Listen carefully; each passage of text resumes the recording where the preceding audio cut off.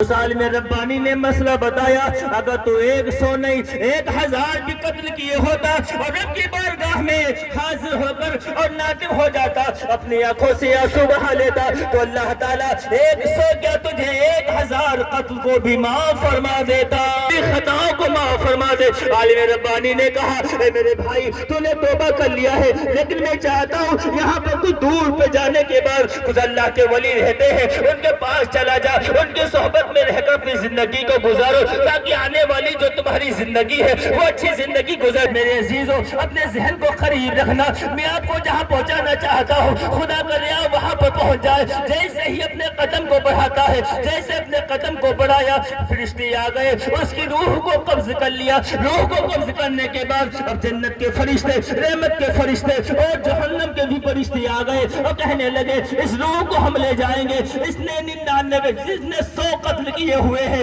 یہ حقدار جہنم کا ہے۔ رحمت کے فرشتے کہنے لگے، نانا اس کو ہم لے جائیں گے، اپنی آغوش میں لے جائیں گے، کیونکہ اس نے توبہ کر لیا ہے۔ میرے عزیزوں ذرا یاد کرنا اور اس بات کو اپنے ذہن نشی کر لینا، اس لیے مصطفیٰ کریم فرماتے ہیں، لوگوں موت سے پہلے تم توبہ کر لو، کہیں ایسا نہ ہو کہ تم پر موت آ جائے اور تم توبہ سے غافل ہو جاؤ، یوں ہی دنیا سے چلے جاؤ بغیر توبہ کیے ہوئے۔ اسی وجہ سے ہمیں یہ نہیں معلوم ہمیں موت کس وقت آنی ہے، ہمیں موت کس وقت آ جائے گی۔ آج ہم یہاں پر آپ سے مخاطب ہیں، ہو سکتا ہے صبح کی نماز فجر ہم پڑھا پائے یا نہ پڑھا پائے، آپ یہاں پر بیٹھے ہیں، آپ کو بھی نہیں معلوم ہے کہ ہم صبح کا اجیلا دیکھ پائیں گے نہیں دیکھ پائیں گے۔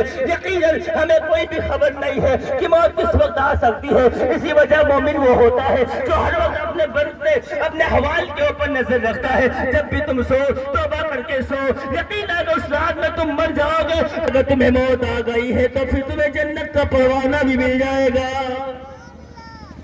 آ گئے رحمت کے فرشتے، جہنم کے فرشتے، ہم لے جائیں گے، ہم لے جائیں گے۔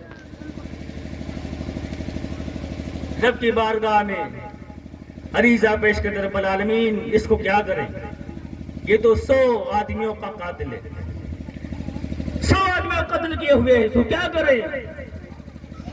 جہنم کے فرشتے کہتے ہیں کہ ہم لے جائیں گے،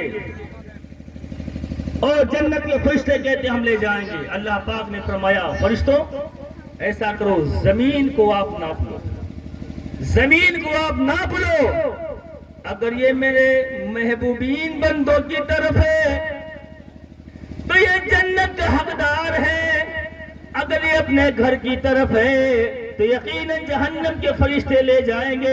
میرے عزیز و زمین کی پیمائش ہوئی، اب دیکھیے اللہ کی رحمت کس قدر جوش کے اوپر ہوتی ہے۔ میرے عزیزوں یہی میں کہنا چاہتا ہوں، میں اپنی بات کو بس مکمل کر رہا ہوں، مجھے تو چاہیے، میں یہی کہنا چاہتا ہوں میرے عزیزوں، میری بات کو اپنے ذہن نشی کر لیجئے۔ اپنے گھر سے نکلا تھا اللہ کے ولی کی طرف، اللہ کے ولی کی دیار کی طرف، اب اللہ تعالیٰ کی رحمت دیکھیے، کیونکہ اللہ تعالیٰ کی رحمت تو بندوں کو بخشنے کے اوپر ہے، وہ تو کوئی بہانہ ڈھونڈ رہی ہے، کوئی بہانہ مل جائے میں بندے کی بخشش کر دوں، کوئی ایسا بہانہ مل جائے میں بندے کی مغفرت فرما دوں۔ اللہ تو بہانہ ڈھونڈ رہا ہے، اس کی رحمت تو بہانہ ڈھونڈ رہی ہے۔ میرے عزیز اللہ پاک نے حکم دیا زمین کی پیمائش کیجیے۔ زمین کو جب پیمائش کرنے لگے اللہ پاک نے زمین کو حکم دیا، وہ زمین جو اللہ کے ولیوں کی طرف تھی، وہاں زمین تو سمٹ جا، وہ زمین سمٹ جاتی ہے، اور جس طرف اس کا گھر تھا اس کو حکم ہوتا ہے تو پھیل جا، وہ زمین کشادہ ہو جاتی ہے۔ روایت میں تو یوں لکھا ہوا ہے، جب زمین کی پیدائش